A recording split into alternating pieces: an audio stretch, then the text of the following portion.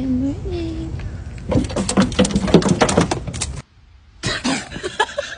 I'm so sorry.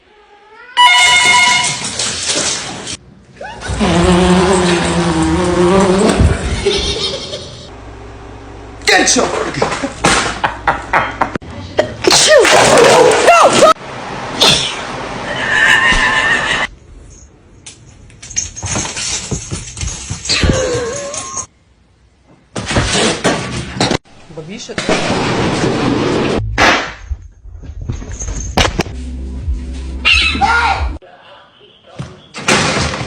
You're seeing your own reflection.